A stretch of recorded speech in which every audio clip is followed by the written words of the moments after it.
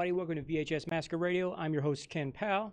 I'm here by myself today without Mr. Tom Seymour, who just had a vacation and returning. Let me get the audio going here. Fix that. All right, there we go.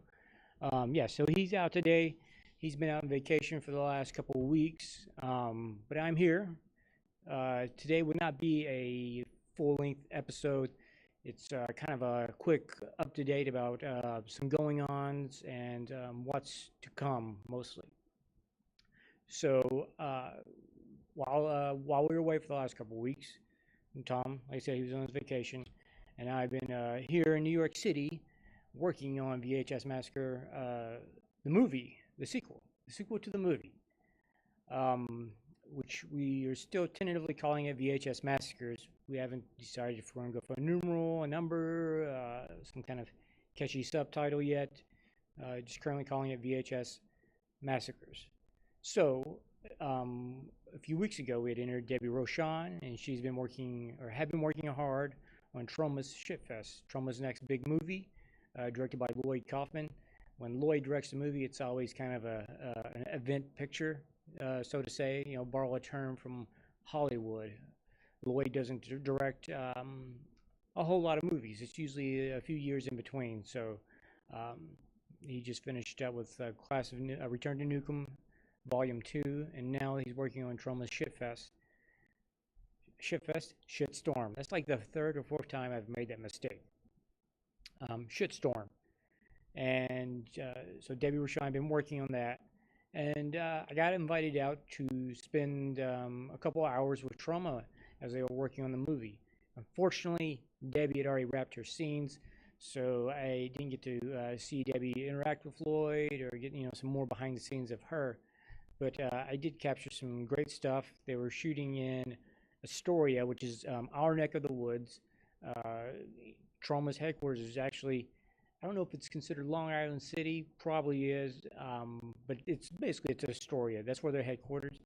And they were filming quite a few blocks away, like a sketchy part of New York, for Astoria, for sure.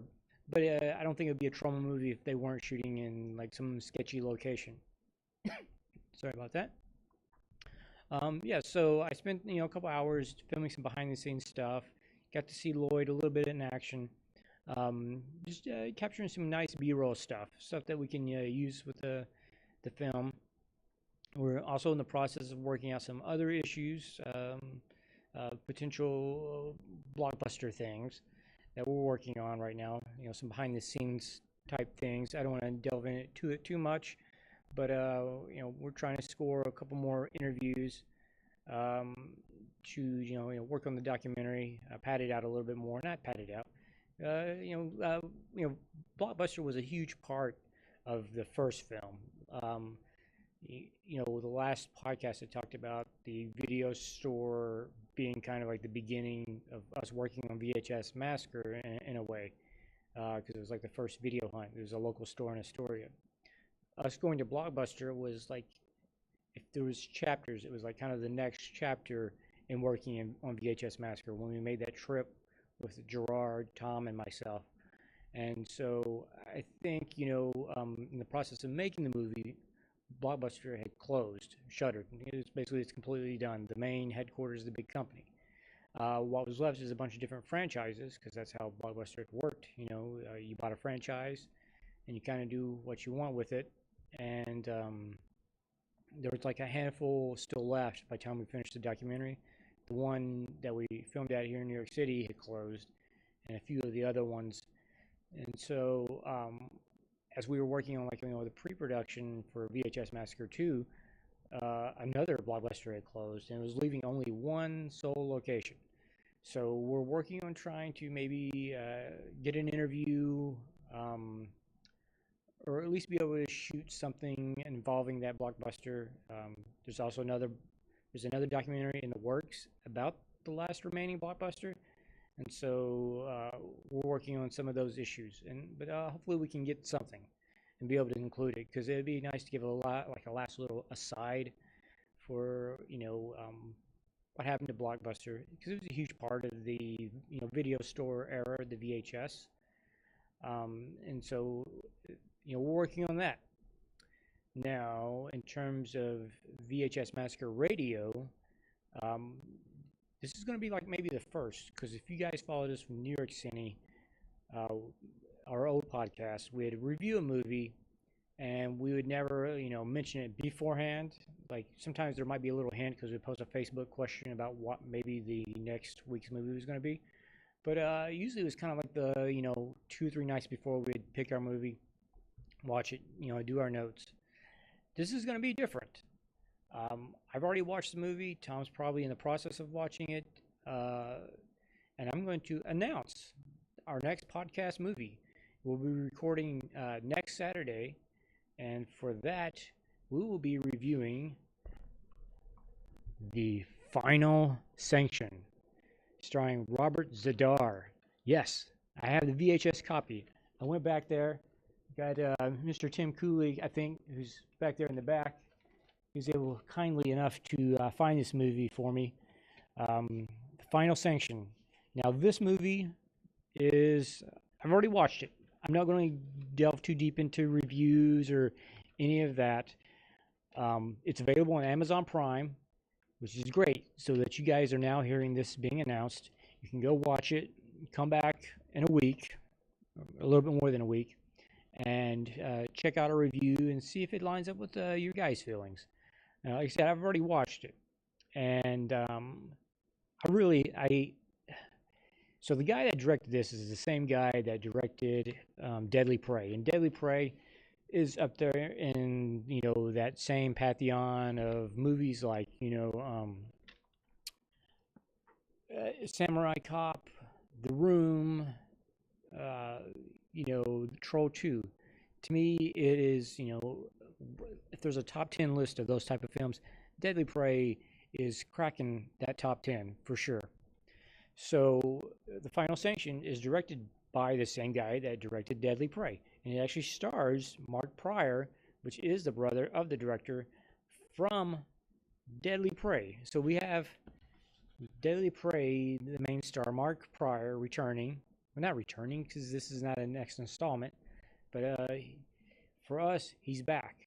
And Robert Zadar, also a key figure in a lot of the kind of lost or forgotten classic action movies of the 80s. He also was in the not Deadly Prey, but Samurai Cop. Yeah, you remember him as like the main, like when Samurai Cop has the sword fight at the end of the movie. It's with Robert Zadar. Unforgettable chin, face, like this face, a face that they don't use anymore, which is kind of sad. Like I love seeing, like in the 70s and 80s, there was this thing of using kind of, people that had these faces that were unforgettable. They might have not been gracing, Vogue covers or GQ magazine, but they were great actors, great character workers. You don't get as many of those today. Like a lot of character actors today are really beautiful looking people. You don't have your Gene Hackmans and your Robert Zadars.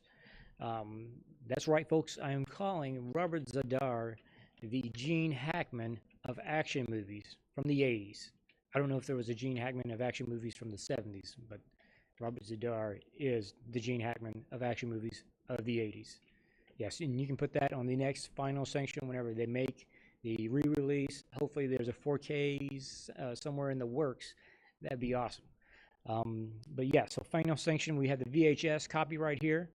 You guys, it's available on Amazon Prime.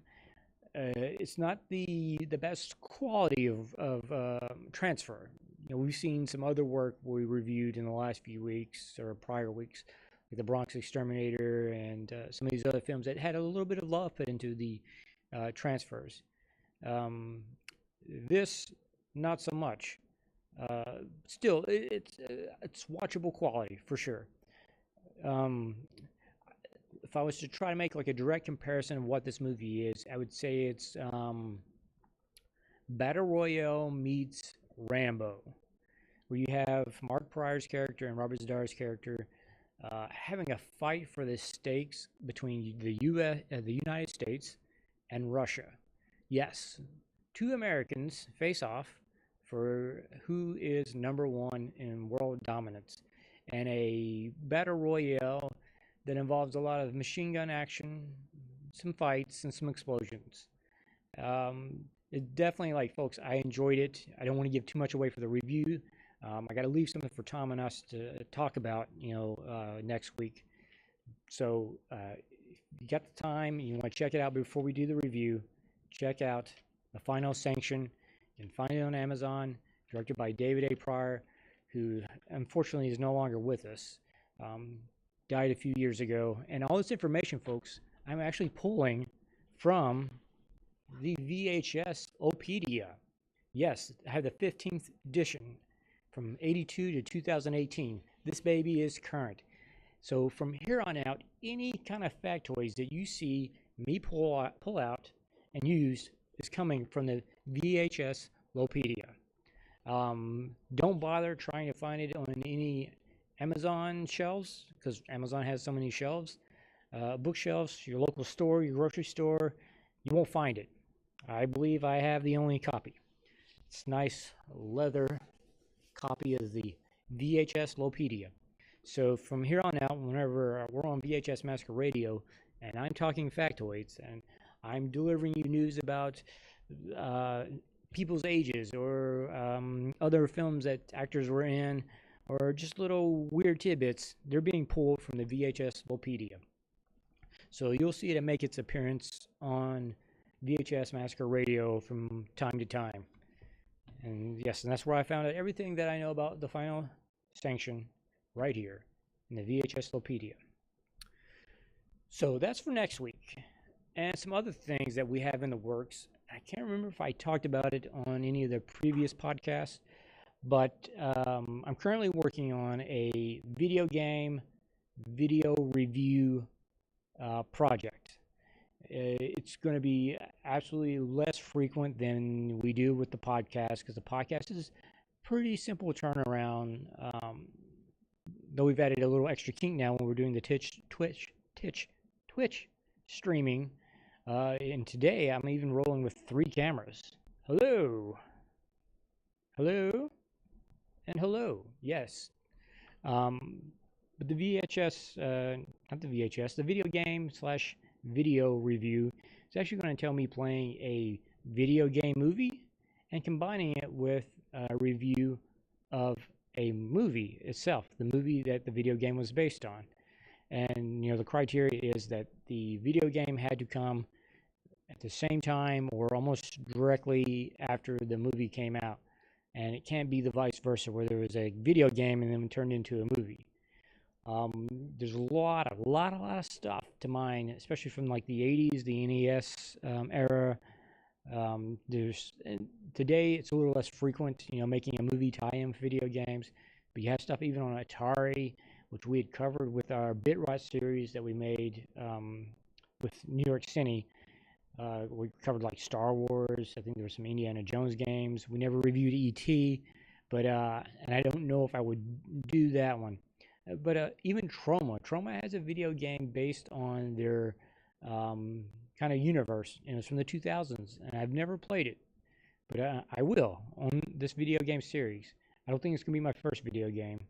If you've seen my other channel, or maybe it was this channel before, I kind of dipped my toe in it when I played the Robin Hood Prince of Thieves game, which that actually probably will be the first one that I do, because I actually really enjoy playing that game. So, the goal is not to play bad video games and watch bad movies. The hope is to be able to find good stuff, like maybe things that got kind of pushed to the side because it was a video game movie. And, like the tie-ins, like, it's just have a bad track record. And rightfully so. Like, there's been a lot of trash. E.T. is probably the most well-known story of that. A video game that was rushed out so they could make it to market for Christmas when it didn't have enough time for developing. And I even have a personal story. My cousin owned that video game, and I always like going over his house to play it. Because it's E.T., and E.T. was a huge part of my childhood, as anybody, any kid from the 80s. Just unstoppable force. Like it was part of all of our childhoods. But this game like drove me crazy, and I thought it was just me. I thought I was just terrible at this video game. So it wasn't, until like, I don't know, over a decade later, maybe closer to 2 decades later, whenever the Angry Video Game Nerd had talked about the game in several of his shows until he finally actually did a review of it. But when you started seeing YouTube come along and other people would talk about their experiences, and you realize, no, you didn't suck at that game. You might have sucked at some games, but not that game. That game was terrible. And it's so frustrating to be like a 5 or 6 year old kid trying to play this game and thinking like, why can't I do this? Like, why can't I beat this game? And it's just a badly constructed game. So that's what I'm trying to say, is that I'm not going to be reviewing those, hopefully. Now, will one or two make their way into my hands? Sure. I wouldn't be doing the series justice. But also, to ensure that the series is done with justice, I'm going to be taking my time, very slow with my time, because not only will we brought back a podcast, which VHS Massacre Radio, we're working on the movie. And for those that don't know, I teach a class and work at a college at a separate job, so kind of busy. It's hard to fit the time in there, plus being married and all of that entails. So it's going to be hard to fit the series in there. And like, I really want to do the research that goes with it. Like, I want to find out any backstories I can with the video game, any of the history, stories from developers to marketers, to maybe even some of the experiences of you guys that you had with the video game. Try to include it in a nice, good package. That's going to be a little bit different from our podcast format. It's going to be a little bit more, like I say, polish put into it, some actual like editing, in Premiere Pro or something. Yeah, so we have that going on. Then also, I'm thinking about starting a baseball card pack opening series. I don't know if I'm going to include it with our YouTube channel that we have set up for VHS Massacre Radio, or maybe start a separate channel for it. But it's a hobby that I've started picking back up within the last couple of years. Initially, I was going to do a documentary about baseball cards, specifically the Mickey Mantle from 1952 Topps. That's one of the more valuable cards out there, highly sought cards. And while I was researching for this documentary, I started buying baseball cards again and getting into baseball. And it's something that I like, like watching on YouTube, and I think I feel like I can not say necessarily do it better than some people, but I think I can add something that's not out there. So again, that's gonna be another series that probably won't be weekly or maybe even bi-weekly. Might be a monthly series, just so that there's enough time and care put into it. It's something I'm going to do on the side, with hopes of maybe this will help me revive the Mickey Mantle movie documentary. Like, I really want to work on that. It's just that it was just hard because the Mickey Mantle card sort of kind of blew up in the press again over the last 6 months to a year. It just was consistently back in the news, and a lot of articles were written about it, a lot of pieces covering it, and I kind of lost interest in it because it was being talked about again in a significant way. And when you're, I guess, trying to work in a creative field, you want to kind of feel like not necessarily you're the first one there, but that you're bringing something fresh. And I don't know if anything could be fresh, could be mined out of that right now. So the hopes is that the baseball card documentary will keep me at least moving forward in a positive direction. I'd already shot some stuff for it, so that's what we got going, or that's what I also have going on. And we're going to keep working on VHS Massacre 2.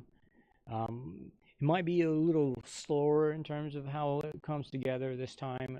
I think, just because when Tom and I worked on it the first time, we were working together, so we could spend a lot more time throughout the day, like discussing ideas and,